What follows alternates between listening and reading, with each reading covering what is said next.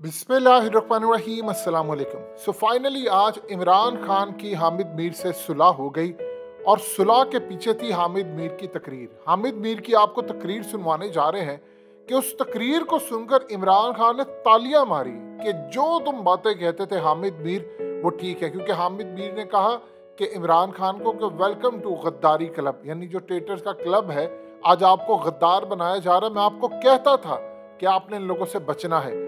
अब आप देख लें कि वही सूरत हाल है। उन्होंने बताया कि किस तरह इमरान खान के दौर में इनसे कानून पास करवाए जा रहे थे।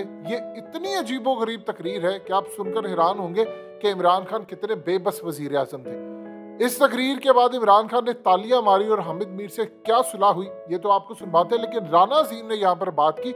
उन्होंने कहा मैं सेमिनार जब ये करने के लिए आ रहा था तो मुझे कॉल आती है अननोन नंबर से और कॉल करके मुझे कहते हैं कि आप ये क्यों सेमिनार करवा रहे हैं, क्यों इमरान खान को बुलाया जा रहा है। यानी आप अंदाज़ा कर लें कि पाकिस्तान के अंदर क्या सूरत हाल है। बाकी आप ज़रा ये तकरीर देखिए और हामिद मीर और इमरान खान की सुलह कैसे हुई है और इमरान खान ने तालियां क्यों मारी और साथ वो कहते रहे कि हामिद तुम सही कहते थे।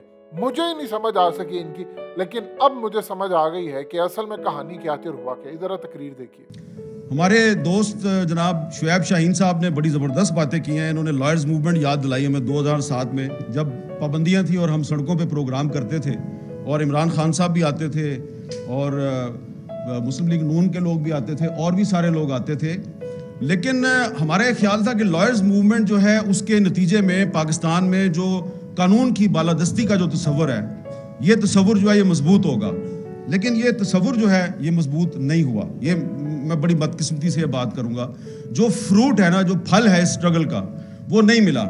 और इसीलिए फिर उसके बाद हमें खुद अदालतों में जाके और कहना पड़ा कि ये जो हमारे मीडिया में जो कुछ हो रहा है इसको बंद करें। मैंने 2012 में सुप्रीम कोर्ट में पिटीशन फाइल की कि ये जो इंफॉर्मेशन मिनिस्ट्री का सीक्रेट फंड है इसको आप बंद करें, क्योंकि ये जो सीक्रेट फंड है इससे सहाफ़ियों को रिश्वत तकसीम की जाती है। उसको पीपल्स पार्टी की गवर्नमेंट थी। अनफॉर्चुनेटली पीपल्स पार्टी की गवर्नमेंट ने बड़ी मुखालफत की हमारी, लेकिन हमने कहा कि ये गलत बात है। और उसके बाद फिर बहुत से और इश्यूज थे, जिसके बाद हमें गद्दारी के इल्ज़ामात लगने शुरू हो गए, हमले हो गए। तो आज आपको भी गद्दार कहा जा रहा है, आपको भी गद्दारी के मुकदमात में मुलव्वस करने की धमकियां दी जा रही हैं। तो हमने तो भाई हमेशा से ये जो गद्दार का टैग लगाने वाले लोग हैं और गद्दारी के सर्टिफिकेट तकसीम करने वाले लोग हैं, हमने तो उनकी हमेशा से मुखालफत की है। अब आप भी इसकी जद में आ रहे हैं तो welcome to the traitors club. हम आपको खुश आमदेद कहते हैं गद्दारों के क्लब में। उसकी वजह यह है कि मैं ज़ाती तौर पे हमेशा ये कहता हूँ कि अगर कोई मुझे गद्दार कहता है तो 100 दफ़ा कहे कि मेरे लिए फ़ख्र की बात है। हाँ, अगर कोई आपको पैट्रियट कहता है तो फिर आप ज़रा मशकूक हैं, क्योंकि फिर पीपल्स पार्टी पैट्रियट बनी थी ना, पता ना आपको।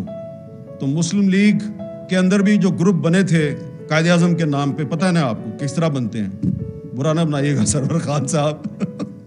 तो इसलिए अगर आपको कोई पैट्रियट कहता है तो फिर आप मशकूक हो जाते हैं। हाँ, कोई गद्दार कहता है इसका मतलब है कि यार ये बंदा जो है ना ये उस रास्ते पे चल रहा है जिस पे फातिमा जना चली थी।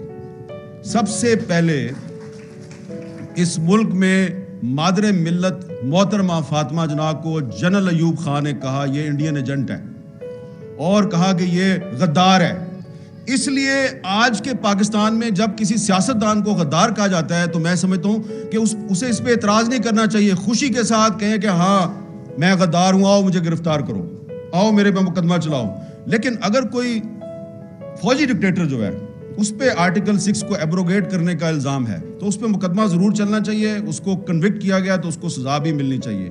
तो ये शुएब शाहीन साहब जो है ये मेरी इस बात से इत्तेफाक करेंगे। इन्होंने बड़े खूबसूरत तरीके से आपको डिफाइन कर दिया कि आइन की खिलाफ वर्जी एक और चीज़ है और आइन को एब्रोगेट करना एक और चीज़ है। तो आइन की खिलाफ वर्जी पर आप एक मुकदमा चला सकते हैं कि भाई तुमने ट्रैफिक सिग्नल तोड़ा है, तुम्हें जुर्माना करते हैं। लेकिन ट्रैफिक सिग्नल तोड़ने पे आप कहें कि तुम गद्दार हो, तुमने आइन एब्रोगेट किया है, तो ये बात जो है ये नाकाबिले कबूल है। इसलिए पॉलिटिकल गवर्नमेंट को फौजी डिक्टेटरों के रास्ते पे बिल्कुल भी नहीं चलना चाहिए। अब ये जिस PFUJ के सेमिनार पे आप आए हैं, ये वो PFUJ है जिसने हर मुश्किल किसी दोस्त मुल्क के खिलाफ बात नहीं कर सकते। तो अब दोस्त मुल्क कौन है भाई? اس کی کیا ڈیفینیشن ہے؟ تو آپ نے اگر مجھے گرفتار کرنا ہے، ابھی میں کہہ دوں کہ امریکہ کی غلامی نامنظور، تو یہ آپ آرٹیکل 19 کے تحت مجھے گرفتار کر سکتے ہیں. تو جو میثاق صحافت ہے اس میں سب سے اہم چیز یہ ہونی چاہیے کہ یہ جو آرٹیکل 19 میں آپ نے کولونیل مائنڈ سیٹ کو انجیکٹ کیا ہوا ہے، اس کولونیل مائنڈ سیٹ کو آرٹیکل 19 میں سے نکالیں. یہ آپ کی میثاق صحافت کے لیے بہت ضروری ہے. اس پہ جو تمام پولیٹیکل پارٹیز ہیں ان کو رول پلے کرنا چاہیے. اپنے پولیٹیکل ایشوز پہ لڑائیاں ضرور کریں، لیکن یہ جو ایشوز ہیں اس پہ آپ کو ایک موقف رکھنا چاہیے. اور دوسری بات کہ جب پیپلز پارٹی کی گورنمنٹ تھی تو سلیم شہزاد کو اغوا کر کے قتل کر دیا گیا. ثاقب نثار صاحب کی سربراہی میں ایک کمیشن بنا. اس کمیشن کے سامنے میں نے بھی جا کے وٹنس کے طور پہ کچھ حقائق پیش کیے، اور بھی لوگ آئے. وہ بعد میں ثاقب نثار صاحب کہتے ہیں یار آپ لوگ جو ہے وہ مجھے مروانا چاہتے ہیں. میں نے کہا جی مروانا نہیں چاہتے، ہم چاہتے ہیں ہمیں انصاف دے دیں. ہمارا ساتھی جو ہے اس کو قتل کر دیا ہے اغوا کر کے. کو آپ کو پتہ ہے یہ تو بڑا مشکل ہے. پھر اس کے بعد جناب مسلم لیگ نون کی حکومت آ گئی، ان کے دور میں بھی یہی کام چلتا رہا. پھر پاکستان تحریک انصاف کی حکومت ہے، اس کے دور میں بھی یہی کام چلتا رہا. اب ادھر جب اسلام آباد میں اسد طور پہ گھر میں گھس کے اس پہ تشدد ہوتا تھا، یا مطیع اللہ جان کو اغوا کیا جاتا تھا، یا ابصار عالم کو گولی ماری جاتی تھی، ہم جب اس پہ احتجاج کرتے تھے تو ہمارے جو کچھ دوست ہیں حکومت کے وہ کہتے تھے یار وہ سندھ میں بھی تو عزیز میمن قتل ہو گیا، وہ وہاں پہ بھی تو اجے لالوانی قتل ہو گیا. ہم کہتے تھے ہم اس کی بھی مذمت کرتے ہیں، جو اسلام آباد میں ہو رہا ہے اس کی بھی مذمت کرتے ہیں. تو آپ کو اسٹینڈ تو لیں، اسٹینڈ کسی نے نہیں لیا. لیکن I must pay tribute and my salute to doctor Shireen Mazari. Ultimately تو وہ ڈاکٹر شیریں مزاری نے بھی یہ کریڈٹ خان صاحب کو دے دینا ہے، لیکن انہوں نے کچھ ایشوز پہ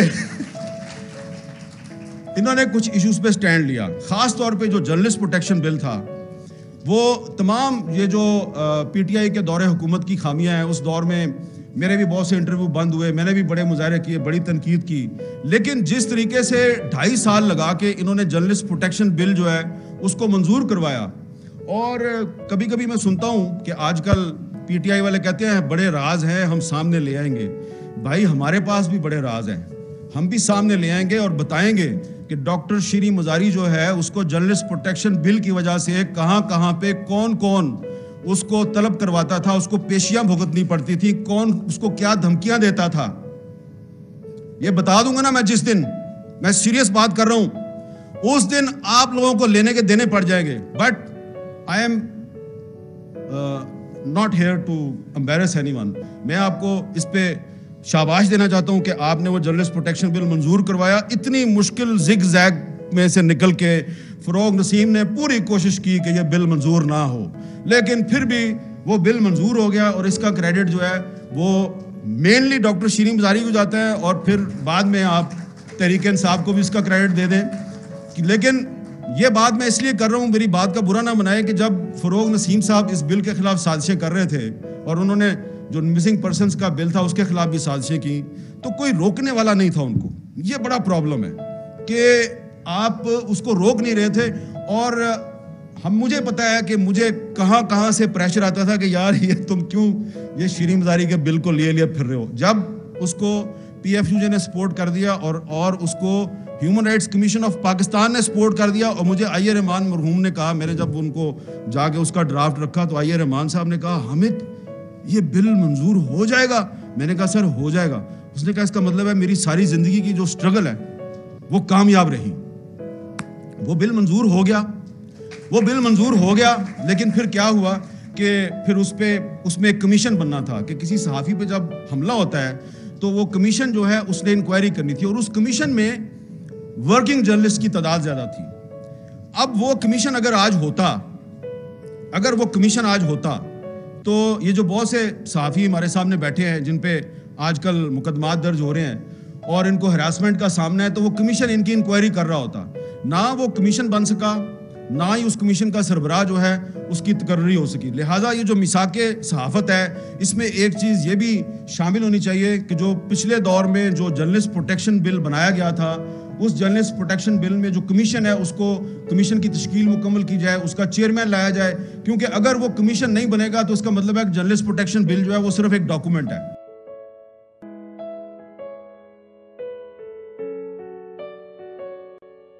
حقیقت ٹی وی کو سبسکرائب کرنا مت بھولیں، ویڈیو کو لائک کریں، شیئر کریں اور کمنٹ سیکشن میں اپنی رائے کا اظہار ضرور کریں۔